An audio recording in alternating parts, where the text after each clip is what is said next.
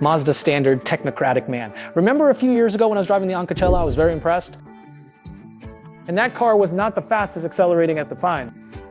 It doesn't give you any driving mode to choose from, and let's drive that car. It's as if you can understand me, the logic of his gearbox makes me feel more comfortable, there is no sense of incongruity. And what about the chassis of that car? It's not going to be tough. But what about the limit of his overall control? He's very tall, and when you run around in the mountains, you will find the response of his power, including the suspension tuning of his chassis. Hey, everything is done just right.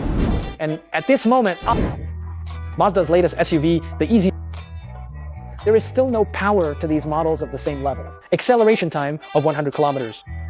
But still maintain the people. What is his goal? It's the person who gets the car to drive. The people in the car, even the dog in your car. You don't get that motion sickness feeling while driving. Speaking of motion sickness, Mazda has a special project to study. It was their research that found that in the process of driving, the sensation of motion sickness is directly related to the shaking of your neck. So they were tuning the car. It will cause acceleration and braking. Tuning of chassis suspension. There's also steering, even including the parameters of the seat to make an overall match. And then in the process of driving, reduce or relieve your dizziness. What about the specific performance? The first is the feel of the direction, such as the proportion of the steering, the speed of the reaction, and the strengths of this feedback, etc., etc. And the setting of his suspension, so for example, on some bumpy road or some undulating road, his damping setting, whether it is compression or rebound at such a speed, it will make the body as much as possible to reduce this up and down shaken. Therefore, it allows you to sit in the car without a sense of inconsistency and feel more natural. Inside the car, it can be said that it is very up to date with the times. In front of it is a huge HUD head-up display. So what about during the driving process, and you don't have to take your eyes off the road to see a tremendous amount of driving information? The big screen in the car is a big screen of the main and co-pilot China. You can display it as a whole, or the main and co-pilot do not interfere with each other. Then the two seats in the front row are very comfortable to sit on. At the same time, these two seats are all zero gravity seats. Can you stand this? And the sound system is 23 speakers with Dolby sound. And then this car also uses a streaming media review mirror. And when you dial this turn signal, the ratio it shows will also be adjusted to a certain extent so that you can avoid the kind of scratches in the blind spot.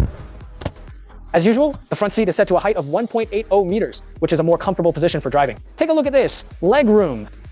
Then he crossed his legs or something without any pressure. The middle is also wider and flatter. And then over here, you can set the temperature of this air conditioner in the independent temperature zone in the back. Then, including the rear seats, which are also ventilated and heated, and the whole big canopy, in addition to sitting here, the overall space feels very good. There is also this curtain on it, and you can also set it at this key, and this position is a middle between the handrails. In this case, there are two cup shelves. How about this? The back row is okay. Also, it is the exterior design of this Easy. I don't think it's too much to describe it as radical at all. You take, for example, the aerodynamic hole in the front of the stack. There are aerodynamic holes in the rear of the car. It's all practical. It just looks fierce. With his frameless door,